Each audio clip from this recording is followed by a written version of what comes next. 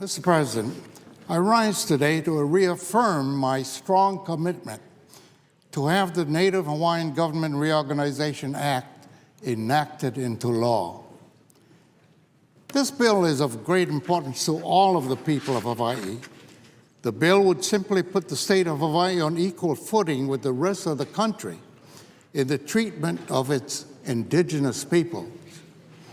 It provides a process for the reorganization of a Native Hawaiian governing entity.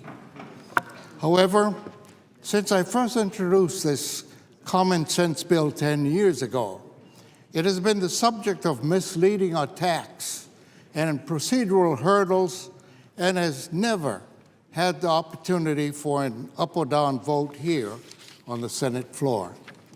Earlier this month, a handful of my colleagues who opposed this measure put out a press release, fueling speculation that I was seeking to attach this bill to must-pass end-of-session legislation. One of these colleagues said that this measure, and I quote, should be brought up separately and debated openly on the Senate floor with the opportunity for amendment. I could not agree more. A structured debate followed by an up or down vote on this legislation is long overdue. The people of Hawaii have waited for far too long. This Congress, the bill was favorably reported by the Senate Committee on Indian Affairs, and it was passed by the House of Representatives. Despite this, it was not given an opportunity to be debated and voted on here on the Senate floor. I am deeply disappointed that we did not have the opportunity to consider this bill during the 111th Congress. This historic Congress saw a great many accomplishments on behalf of the American people, but tragically, it also saw unprecedented obstruction. I remain committed to passing this bill. I am hopeful that when we convene next year in the new Congress, I can count on every one of my colleagues to be supportive of my efforts to bring this bill to the Senate floor. The Native Hawaiian Government Reorganization Act is a Hawaii-specific measure. In the long traditions of the U.S. Senate, it was considered a courtesy to stand with your colleagues on matters specifically addressing the needs of their home state. This civility seems to have vanished from this chamber. It is frustrating to me that some of my colleagues have worked aggressively to block this bill. For some reason, they have made it a priority to prevent the people of my state from moving forward to resolve issues caused by the illegal overthrow of the Native Hawaiian government in 1893. This bill was widespread support among elected leaders and the citizens of Hawaii. Both chambers of the Hawaii State Legislature have voiced their support of the measure, and our new governor, Neil Abercrombie, was the chief sponsor of the bill in the U.S. House of Representatives. This legislation is also supported by community and civic organizations, including the Association of Hawaiian Civic Clubs, the Council for Native Hawaiian Advancement, and the Office of Hawaiian Affairs, a state agency. The bill also has broad support outside of Hawaii. Indigenous leaders and community organizations across the United States support the bill, such as the Alaska Federation of Natives and the National Congress of American Indians. The American Bar Association sent a letter this year to members of the Senate reaffirming its support and outlining the sound constitutional basis for the legislation.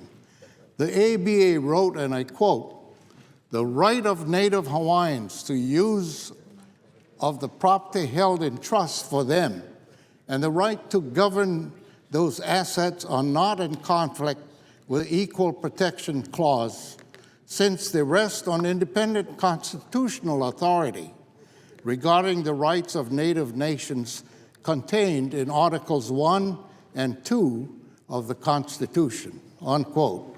Mr. President, I wish to submit this letter for the record. Without objection. This bill also has the support of the Obama administration. When the measure passed the House in February of this year, the White House press secretary issued a statement noting that President Obama, and I quote, looks forward to signing the bill into law and establishing a government-to-government relationship with Native Hawaiians, unquote. And earlier this month, Attorney General Eric Holder and Secretary of Interior Ken Salazar wrote to the Senate leaders to reiterate the administration's support for the Native Hawaiian Government Reorganization Act and to make note of the urgent need for this bill.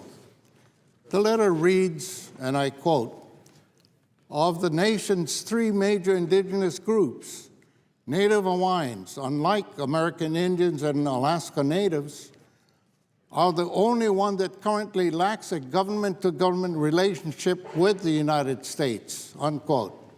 Mr. President, I would like to submit a copy of this letter for the record. Without objection.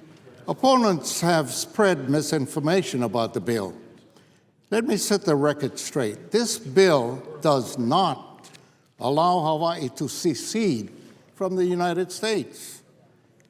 It does not allow private lands to be taken. It does not authorize gaming in Hawaii. Opponents of the bill also distort the history of the Native Hawaiian people. I welcome the chance to speak with any of my colleagues about the history of my great state and of its indigenous people.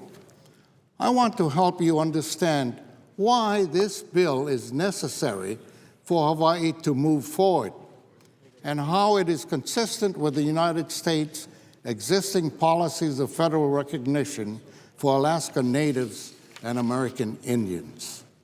Opponents also point to a vocal minority in Hawaii who oppose this bill.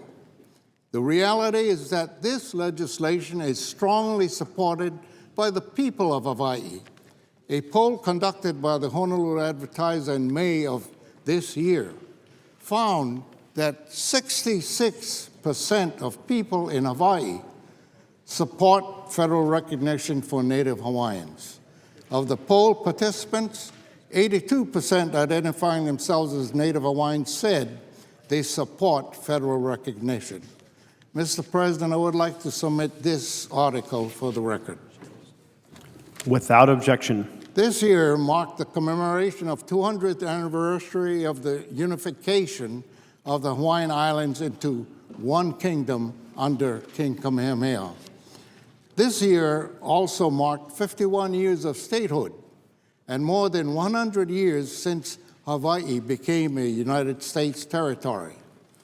And yet the people of Hawaii has still not been given the chance to participate in a government-to-government relationship similar to those already extended to this nation's other indigenous peoples. I have worked tirelessly to educate my colleagues on the importance of this bill. I hope that you will continue to welcome my efforts to speak with you. I extend my heartfelt aloha and mahalo thank you to the many, many supporters who have been working to advocate for this legislation. Your support makes a difference and is greatly appreciated. I thank my colleague, Chairman Dorgan, who has been a great friend of mine, and to the people of Hawaii. His leadership on this issue will be missed. My work to enact this bill is not over. I look forward to having the opportunity to debate this bill on its merits. I will not give up until the Native Hawaiian people have the same rights to self-governance already afforded to the rest of the nation's indigenous people. Mr. President, mahalo, thank you to all of my colleagues for listening to this matter of great importance to me and my state.